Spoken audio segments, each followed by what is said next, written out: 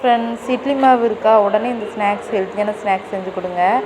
3 கரண்டி இட்லி மாவு, 2 table spoon ரவை, வெள்ளை ரவை, 2 டேபிள் ஸ்பூன் வந்து பச்சரிசி மாவு போட்டு, உப்பு வந்து மாவில் இருந்துச்சுன்னா நீங்கள் பார்த்து போட்டுக்கோங்க. தேவையான அளவு தண்ணி ஊற்றி ஒரு மீடியமாக, ரொம்ப தண்ணி இல்லாமல், ரொம்ப தண்ணி மாதிரி ரொம்ப கெட்டியாக இல்லாமல் ஊற்றி பிசைஞ்சிட்டு, தண்ணி ஊற்றி பிசைஞ்சிட்டு ஒரு 10 நிமிஷம் ஊற வைக்கணும்.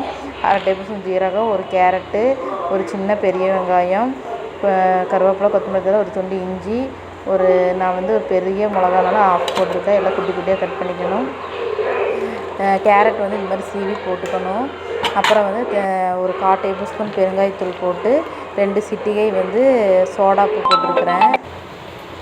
ஆப்பு சோடா போட்டு மிக்ஸ் பண்ணிக்கணும். ரொம்ப தண்ணி வந்து பார்த்து ஊற்றிக்கணும். இந்தளவு இந்த பதத்தில் வந்து கலக்கி வச்சுக்கணும் மாவு.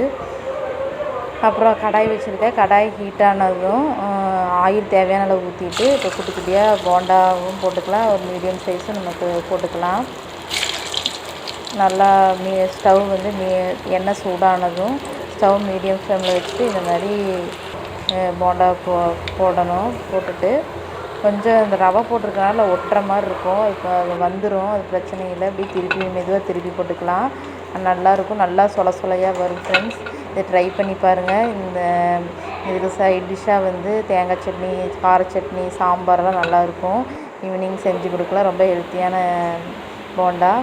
இதில் சேனல் பிடிச்சிருந்தால் லைக் பண்ணுங்கள், கமெண்ட் பண்ணுங்கள், சப்ஸ்கிரைப் பண்ணுங்கள் ஃப்ரெண்ட்ஸ். Thank you friends. இந்த வீடியோ பார்த்ததுக்கு நன்றி.